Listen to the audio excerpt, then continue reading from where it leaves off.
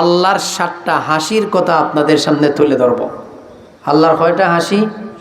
কোরআন থেকে হাদিস থেকে আল্লাহর 7টা হাসির কথা বলবো। এর মাঝ থেকে 6টা হাসিতে আমরা হ্যাঁ বলবো, মানে এই 6টা হাসিতে আমরা হাসবো, আমরা আমাদের রবকে হাসাবো। হাসেন তো রাতে ইনশাআল্লাহ?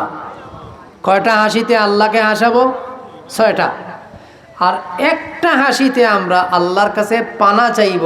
আল্লাহও হাসছেন, কিন্তু আমরা এই হাসিতে আল্লাহকে হাসাবো না, এই হাসির থেকে আমরা পানা চাইব।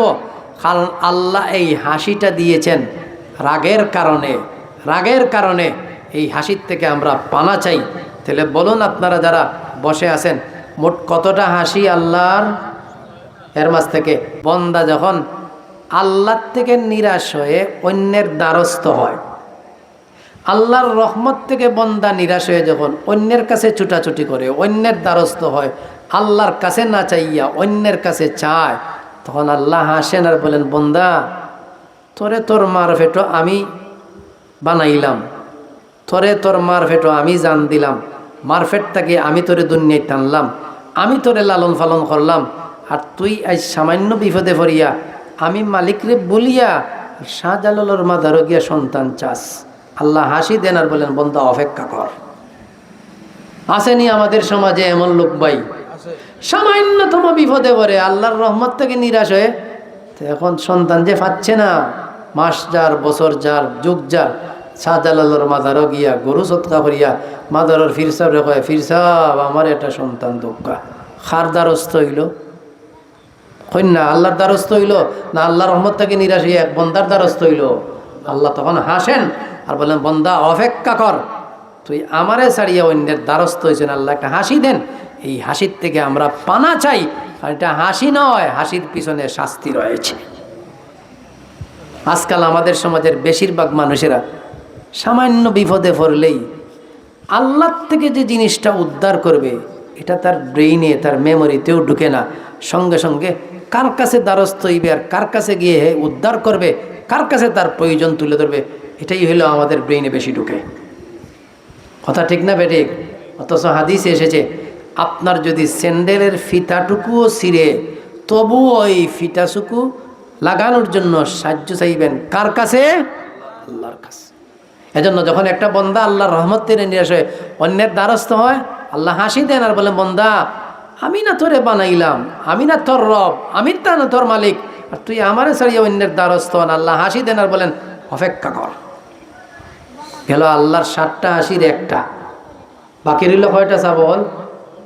হয় না আপনারা কয়টা? 6টা। 6টার আগে এখন 2 নম্বরটা কইমি। এর আগে আমি আপনার কাছ থেকে জানতাম চাই 2 নম্বরটা শোনার পরে আমরা আল্লাহরে আশাইতে রাজি আছি নি চাবল? খারা খারা আল্লাহরে আশাইতে রাজি দিকে হাতটা উঠান। এটা তকবীর দেন, নারায়ে তকবীর। দিন ইসলাম রেডি থাকবেন। 2 নম্বর হাদিস শরীফ এসেছে, রাসূল করিম সাল্লাল্লাহু আলাইহি ওয়াসাল্লাম বলেন, এক ব্যক্তি আন্না রাজুলান কামা ফি লাইলাতিন বারিদাতিন, এক ব্যক্তি সে কনকনে ঠান্ডার দিন, খুব শীতের দিন, ফি লাইলাতিন বারিদা, ঠান্ডার দিন আইছে না সামনে, ঠান্ডার দিন আইছে না সামনে, যাবো ঠান্ডা। এক ব্যক্তি রাসূল বলেন খুব ঠান্ডা, ঠান্ডার দিন সে উঠছে, মিন লিহাফিহি ওয়া ফিরাশি, তার নরম বিছানার থেকে, তার ওই যে তুলতুলে তার বেড যেটা আছে কমলি, এই কমলির থেকে উঠছে আর উঠিয়া ফাতাওয়াজ্জা, অজু করছে। অজু করার পরে এরপরে জায়নামাজ বিছাইছে, আর জায়নামাজ বিছাইয়া সুম্মা কামা ইলা সালাত, নামাজে দাঁড়িয়ে গেছে। বলুন তার নামাজের নাম কোন নামাজ? ঘুম থেকে উঠিয়া শেষ সাথে যে নামাজে দাঁড়াইছে অজু করিয়া যায় নামাজে, এই নামাজটার নাম তাহাজ্জুদের নামাজ। দাঁড়াইছে, যখন তাহাজ্জুদের নামাজে দাঁড়াইছে, দাঁড়ানোর লগে লগে ইন্নাল্লাহা লায়াজহাকু, নিশ্চয় আল্লাহ তাআলা হাসেন। আর ফিরিস্তাকে বলেন, হে আমার ফিরিস্তারা, তাকায়া দেখ না আমার ওই বন্দার প্রতি, আমার বন্দাটা এই কনকনে ঠান্ডার দিন আরামের বিছানা আল্লাহর লেফট ছেড়ে ঠান্ডা পানি দিয়ে অজু করে দাঁড়াইয়া গেছে আমার সামনে। জিজ্ঞেস করো ফিরিস্তারা। আল্লাহ ফিরিস্তা থেকে বলেন, ফিরিস্তারা আমার বন্দা কেন দাঁড়াইলো? তখন ফিরিস্তারা বলেন, আল্লাহ বলেন, হে আমার ফিরিস্তারা, বলো তো আমার বন্দা কেন দাঁড়াইলো? মা হামালা আব্দি আলা হাদা সুনগি, আমার বন্দা এই কনকনে ঠান্ডার রাতে নামাজে দাঁড়িয়ে গেল, কেন দাঁড়াইলো? এই কাজ করতে তাকে কোন জিনিস উদ্বুদ্ধ করলো? তখন ফিরিস্তারা বলেন, আল্লাহ রাজা আমা ইন্দাকা ও শফকাতাম মিম্মা ইন্দাকা, বন্দা দাঁড়াইছে আপনার পক্ষ থেকে আপনার রহমত পাওয়ার জন্য আর জাহান্নামের শাস্তি থেকে নাজাত পাওয়ার জন্য। আল্লাহ বলেন, ফিরিস্তারা সাক্ষী থাকো, ফাইন্নি কাদ আতাইতুহু মা রাজাআ ও শফকাতাম মিম্মা ইয়াখাফু, আমি আল্লাহ পাক রব্বুল আলামিন আমার বন্দা আমার কাছে যা চাইছে জান্নাত, আমি তাকে জান্নাত দান করলাম। যে শাস্তির থেকে সে নিরাপদ চাইছে জাহান্নাম, আমি তাকে জাহান্নামের শাস্তি থেকে নিরাপদ দান করলাম। আল্লাহ ওই যুবকটাকে দেখে আল্লাহ হাসেন, বলুন না সুবহানাল্লাহ। ওই যুবকটাকে দেখে আল্লাহ তাআলা হাসেন। আজকে রাতেও যদি আমি চাইতে আমার রবকে কি আমিও হাসাইতে পারবো না? আরে বলেন না ভাই, পারবো না? পারবো না? আমিও আমার রবকে আজকে হাসাইতে পারো।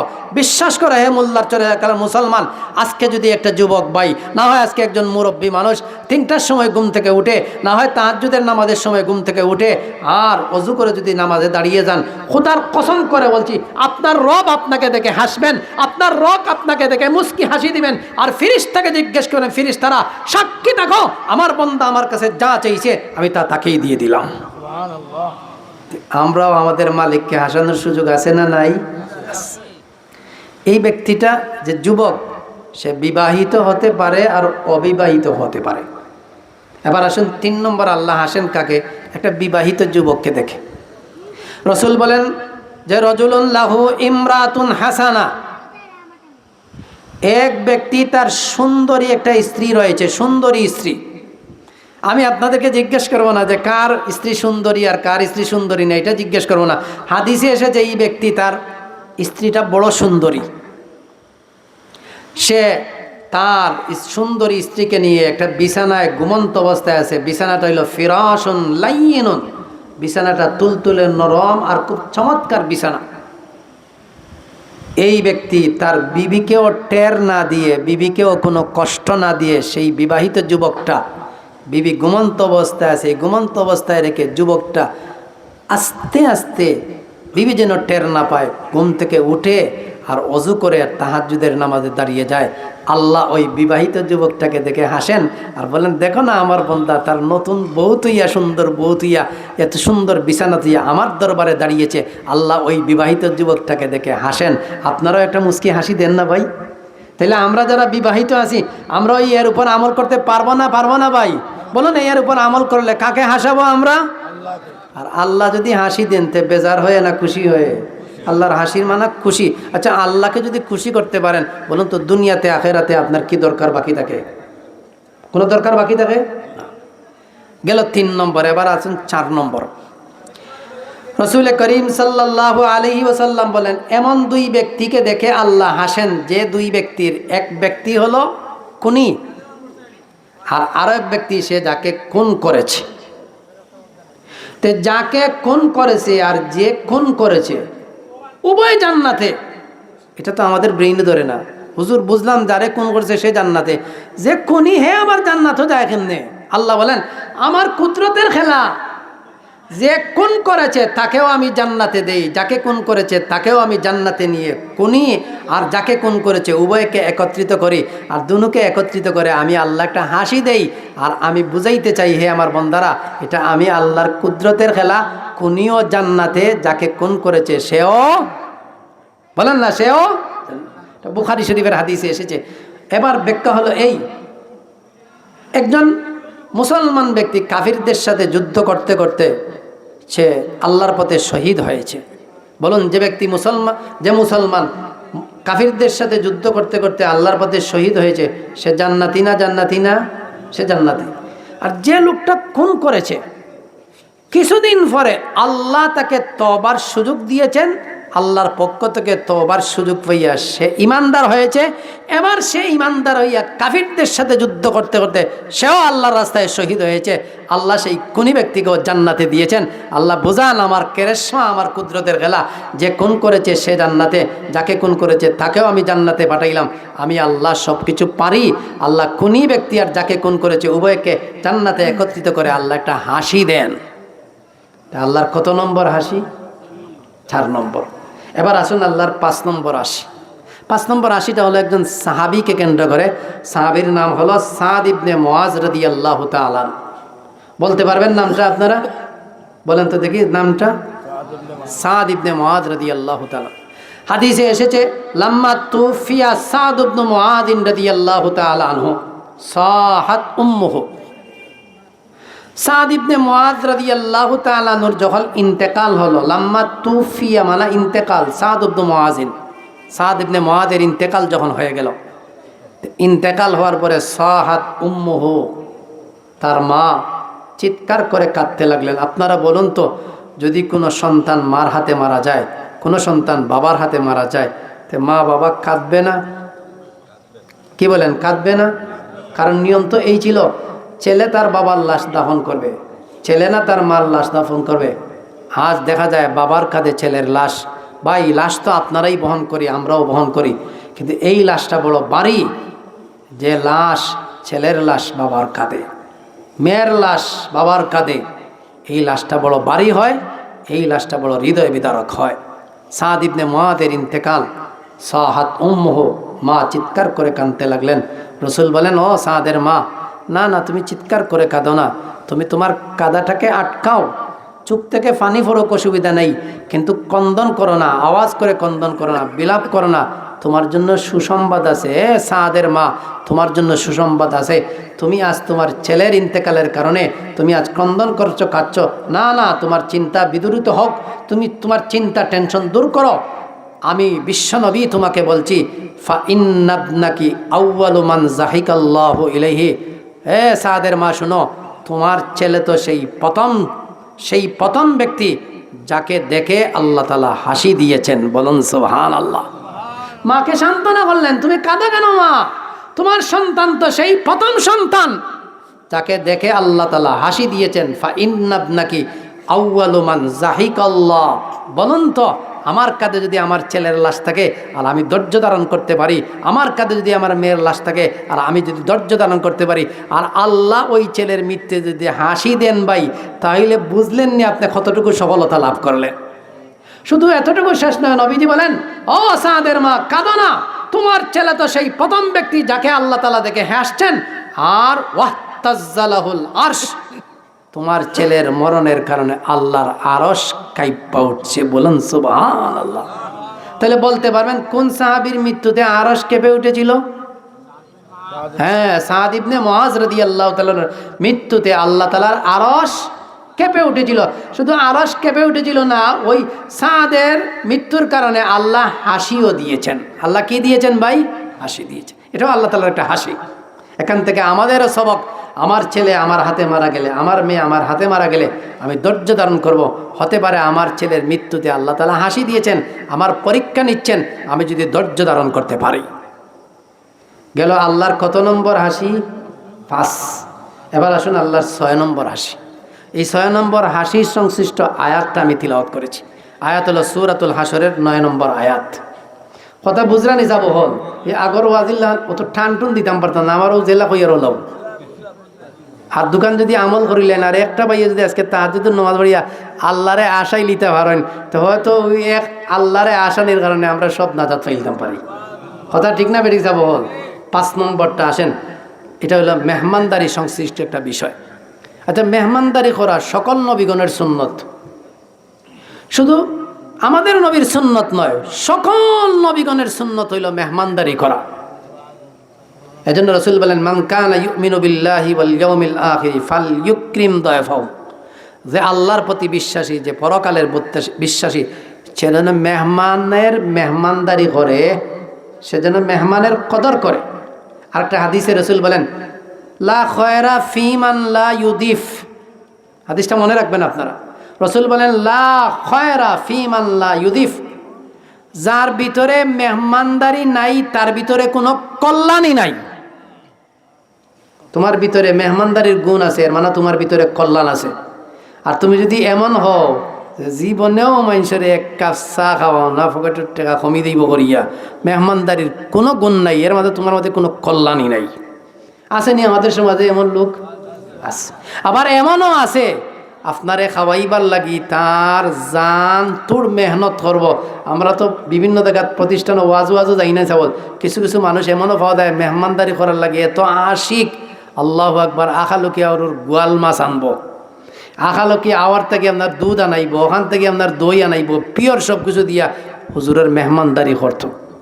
কারণ মেহমানদারির গুণ যার ভিতরে আছে তার ভিতরে কি আছে? কল্যাণ। এবার আসুন মূল কথায় চলে যাই। আন্না রাজুলান আতান নবিয়্য সাল্লাল্লাহু আলাইহি ওয়াসাল্লাম, হযরত আবু হুরায়রা রাদিয়াল্লাহু তাআলা আনহু থেকে বর্ণিত, হাদিসটি বুখারী শরীফে আছে। এক ব্যক্তি রাসূল করিম সাল্লাল্লাহু আলাইহি ওয়াসাল্লামের মেহমান হলো। কার মেহমান ভাই? বলেন না কার মেহমান? রাসূলের মেহমান। রাসূলের মেহমান হওয়ার পরে রাসূল পাঠাইলেন তার বিবিগণের কাছে, যাও আমার মেহমানের মেহমানদারি করার জন্য বিবিগণের কাছে কিছু আছে কিনা না। ফাবাআসা ইলা নিসাইহি, একটা লোককে পাঠাইলেন নারীদের কাছে, যাও যাও আমার বিবিদের কাছে দেখো ঘরে কোনো মেহমানদারির কোনো বস্তু আছে কিনা না। ঈসা আবে গিয়া নবীর বিবি হলরে দেখাইন, নবীর বিবি সবে একই উত্তর দিয়েছে। এই উত্তরটা আমাদের জানার দরকার। নবীর সমস্ত বিবিগণ বলেছেন ফাকুলনা, জমা মন্নেসে গাইবের সেগা, সমস্ত বিবিগণ বলেছেন মা মানা ইল্লাল মা, আমাদের ঘরে পানি ছাড়া আর কিছুই নেই। চিন্তা করো কাছে বল, খালি ওয়াজ করলাম আর ফকট বরিয়া গেলাম কি এটা নয়, কিছু একটা ফিকির দেওয়ার দরকার। আজকাল ফিকির নাই আমাদের, একটু চিন্তা দেওয়ার দরকার, একটু ফিকিরে আনার দরকার। নবীর গড় কিভাবে চলছে। আজ আমার ঘরে যান 1 মাসের চাউল আছে, আমার ঘরে যান তরি তরকারি সব কিছুই আছে, কিন্তু নবীর বিবিগণ সবাই বলছে রসুলের মেহমান মা মানা ইল্লাল মা, আমাদের ঘরে পানি ছাড়া আর কিছু, এর মানে পানিটাই ছিল তাদের জন্য একটা খাবার। আমরা তো পানি থাকলে বলি না খাবার আছে করতে কি, কিন্তু হাদিসের মুহাদ্দিসুন বলছেন পানি ছাড়া আর কিছুই নেই। অর্থাৎ নবীর সাহাবিগণ, নবীর বিবিগণ মাঝে মাঝে পানি দিয়েও খাবারের প্রয়োজনটা পূর্ণ করতেন।